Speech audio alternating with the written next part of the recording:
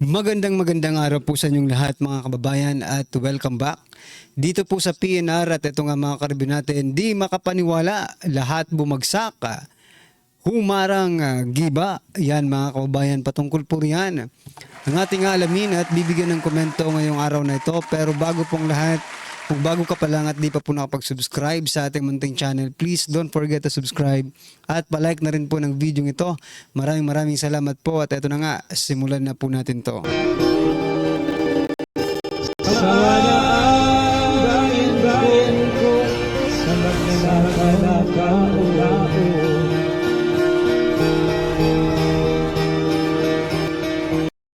So yan mga kababayan, bago po natin muling i-play ang video ito, eto, pasadahan po muna natin ang mga nagtatrending na mga balita dito po sa mundo ng social media. At eto nga mga kababayan, unahin na po natin to. Ito po mga kababayan, ang pinakabagong statement ni Vice President Sara Duterte. Sabi niya po dito, the hashtag Duterte senatorial candidates together with re-electionist Senator Amy Marcos and Camila Villar are united by common vision. Ano po ang vision na yon? A peaceful and prosperous Philippines. Yan po mga kababayan. Sinabi po ni Vice President Sara Duterte na ang senatorial candidates na tumatakbo sa ilalim ng partidong PDP Laban ni dating Pangulong Rodrigo Duterte kasama sina Senator Amy at Camila Villar ay nagkaisa sa isang layunin na magkaroon ng mapayapa at maunlad na Pilipinas. Palapakan po natin. So eto na po yun mga kababayan, whether we like it or not, eto na talaga yun. Duterte plus 2, Senator Amy Marcos and Camila Villar. Pero ang pinaka-importante po dyan mga kababayan, yung Duterte, no? Kasi iba-iba po tayo ng iba-iba po tayo ng opinion, no? Pagdating po dito kay Senator Amy Marcos at Camila Villar. Pero kung gusto nyo po si Senator Amy Marcos at Camila Villar, why not? Because they are being endorsed by Vice President Sara Duterte mga kababayan. Pero kung meron din naman kayo at meron kung yung napupusuan na mas sa tingin ninyo, diba, ay mas okay sa kanila, kasi ako hanggang ngayon mga kababayan, though Senator Amy Marcos is doing her best, no, to tumulong sa Duterte diyan sa kanyang hearing sa Senado. Hanggang ngayon po ako po ay doubtful pa rin, no? Kasi alam naman po natin that Senator Amy Marcos is the cause, no? Kung paano ang naging dahilan kung paano nagkaroon po ng tandem na unit team noong pong nakaraang eleksyon. So yan mga kababayan, ano po ang inyong opinion dyan? I-comment nyo na lang po. At eto po yung sinasabi kong ano na to mga kababayan, lagapak ito eh. Ano ba yung nasa thumbnail natin? Lahat bumagsak.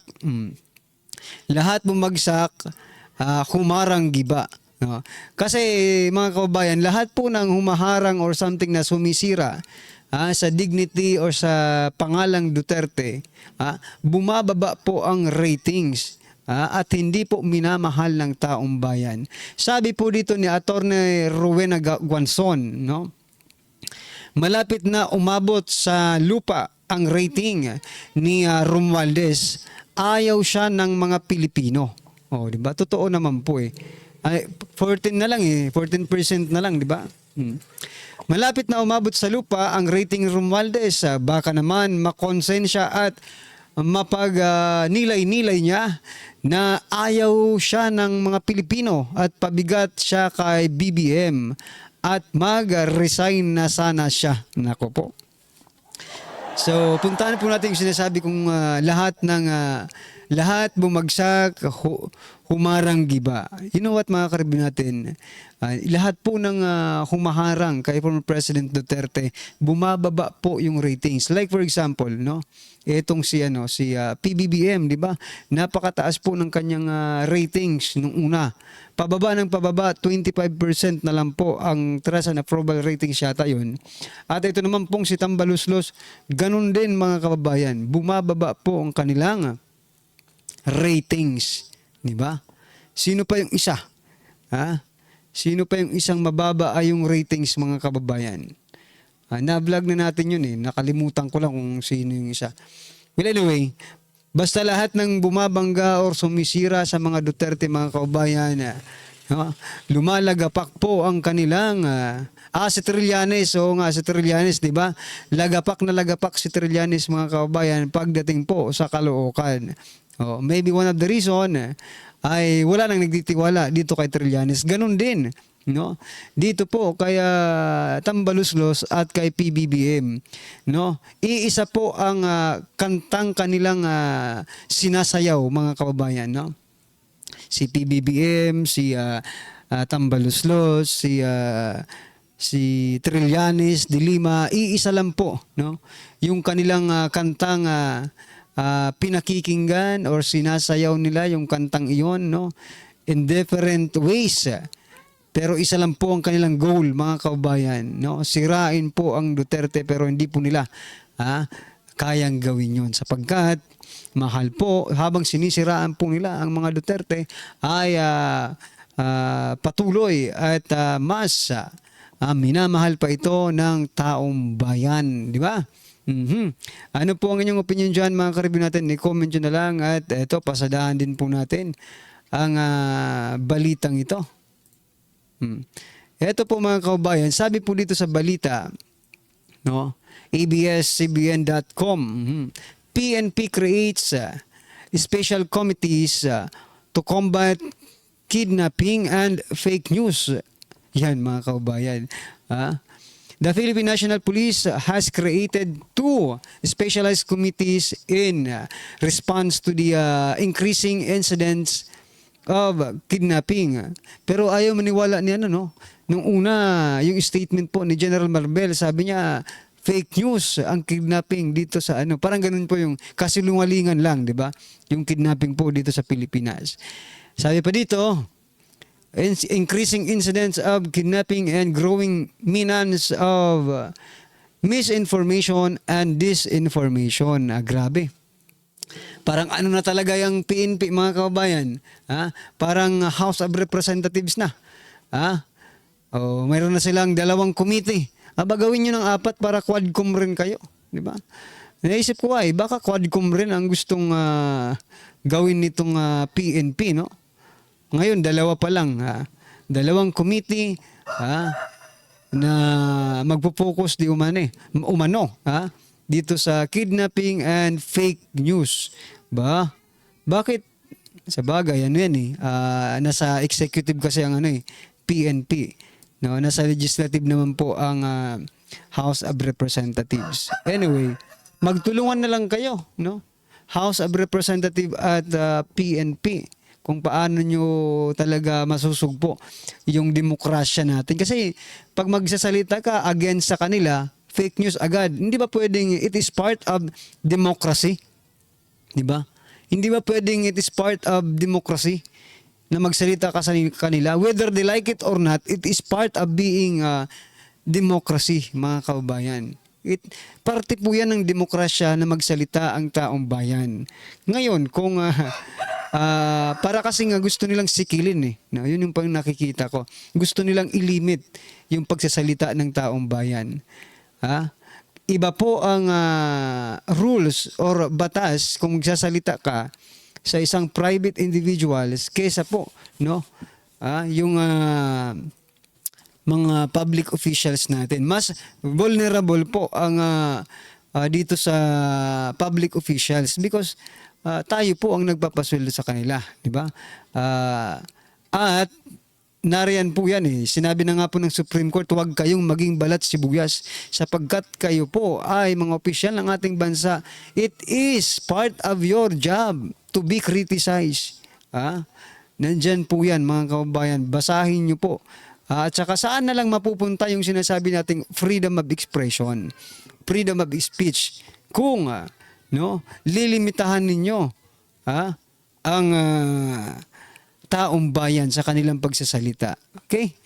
Alright, ano po ang inyong opinion dyan mga kababayan? I-comment nyo na lang at ito, pasadahan din po natin ito. Patungkol po ito kay former President Duterte. Sabi po dito, Daily Tribune 5 hours ago, ICC Chamber rejects Duterte's witness ID clampdown. The ICC has rejected former President Duterte's bid to restrict valid IDs of drug wars victims, mga kababayan, affirming broader guidelines that include barangay IDs and other local documents. The court emphasized fairness for improvised victims and ordered the prosecution to complete evidence disclosure by July 1. Yan mga kababayan, hindi po tinanggap ng ICC yung request ni former President Duterte na mag-restrict dito po sa valid IDs. Okay? Ibig sabihin mga kababayan, tagumpay po yung kabilang kampo na kahit barangay clearance lang daw mga kababayan or barangay IDs, pwede na. Nako. Paano kung kasabwat pala ang barangay? Di yan, anong masasabi nyo dyan mga kababayan Lalong umiinit po ang ano natin dito, lalo na ngayon, di ba? Pag malakas ka sa barangay, makakakuha ka agad kahit walang supporting details na. Kumbaga sa sentence pa, di ba? Kahit walang supporting details, okay na yan. Basta alams na si barangay, di ba? Alright, ano po ang inyong opinion dyan? At eto pa, pasadahan din po natin ito mga kababayan. Sabi po naman ng House of Representatives, sabi po, House leaders push digital literacy amid fake pro-Duterte account claims. Sino bang nag-claims? Kayo lang naman, di ba? Kayo lang naman pong nag-claim na mga fake account po yan. So patunayan nyo po kasi kayo naman po ang nag-claim na those are fake pro-Duterte accounts.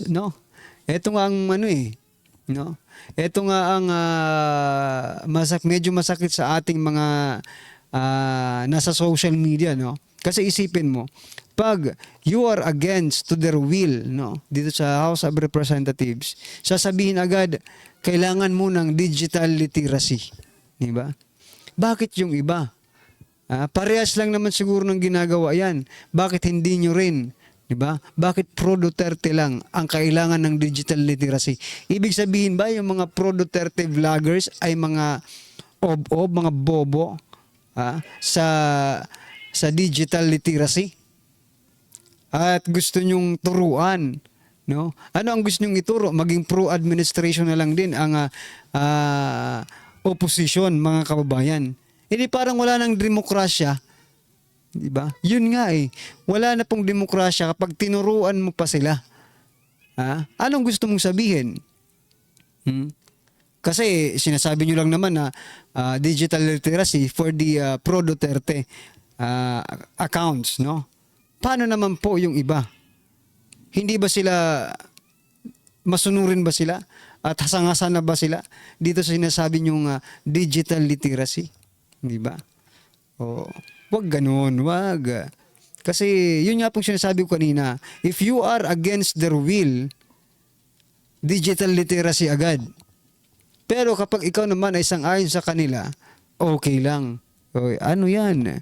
Ayusin nyo naman. Ako, sabi po dito ni Sir Ibi Hugalbot, good morning, fake people with fake noses. Nako po. Anyway, ano po ang inyong reaction dyan mga kabayan? I-comment nyo na lang at eto. Panoorin po natin to at bigyan ng reaksyon. Ito na po. Martin Romualdez nagsalita po na wag daw pong gamitin, wag daw po tayong maging tagapagsalita ng kasinungalingan. Sino kaya yung tinutukoy niyang tagapagsalita ng kasinungalingan? No? At marami pong ano yan, no? Yan po ay pagpalag, pag-amin na wala po naniniwala sa kanila. Kaya dahil wala naniniwala sa kanila, dahil binibintang nila na may mga nagsisinungaling kasi. No? Di ba mas madaling paniwalaan yung katotohanan kaysa kasinungalingan? Yan po kay Martin Romualdez, ganito po ang pagkakasabi niya, no? Huwag tayong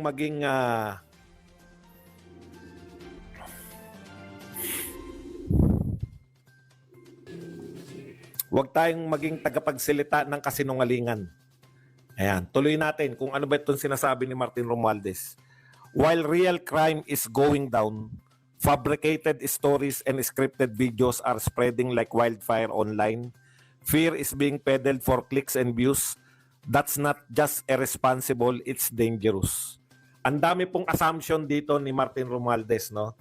Yung clicks and views. Ano na naman yan? Vlogger na naman ang ano yan. Ang tunguhin yan, no? Bakit po masyadong mainit ang dugo ninyo sa mga vlogger? Di ba?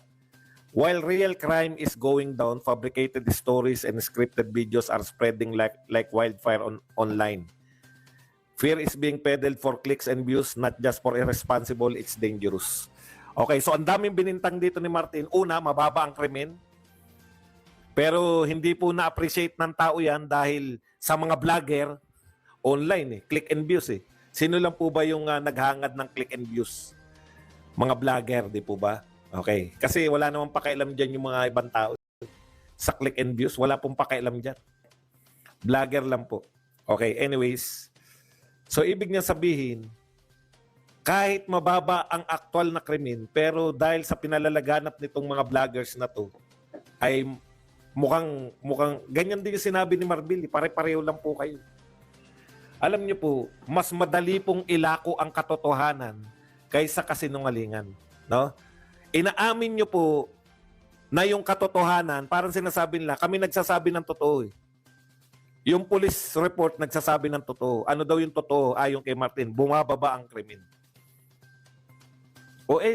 Totoo naman pala yun Bakit po kayo natatakot sa kasinungalingan? Hindi naman po kayo. Ito lang ang nakikita ko dyan, mga kababayan, no? Mukhang wala na kasing naniniwala sa kanila, no? Kaya nire-reverse psychology po nila yung taong bayan, no? Na huwag kayong maniwala sa kasinungalingan, but sila po ang unang-unang mga nagsisinungaling sa ating bansa, mga karbi natin. Nire-reverse nyo pa yung sitwasyon. Klarong-klaro naman po kung sinong sinungaling, no? From top to the bottom, nagsisinungaling po kayo. Una, si President Bongbong Marcos Jr., di ba? Doon po sa nangyari sa KOJC siege, di ba? Nagsinungaling po siya doon at sinabi niyang walang armas na pumasok, ni isang pulis walang armas ang pumasok doon sa KOJC, but at the end of the day, meron pala. Di ba? Pangalawa, itong nangyari sa pag-aresto kay former President Duterte, di ba? Halos makikita mo silang lahat nagsisinungaling. At ito naman ngayon si Speaker Martin Romualdez. Nire-reverse niya po yung sitwasyon na parang sila itong mga santo, no? Na parang itong sila ang mga nagsasabi ng katotohanan. Well, good luck na lang po sa inyo, sapagkat I think konti na lang po ang naniniwala sa inyong mga sinasabi. Alright? Ayan mga kababayan, ano po ang inyong opinion, reaksyon patungkol po sa video ito, mga karabin natin? I-comment lang po sa baba para at least alam po natin, mga kababayan, ang inyong opinion. Maraming salamat po. Please don't forget to like the video. Maraming salamat po. Sama na ang bayan ko sa magnanakaw na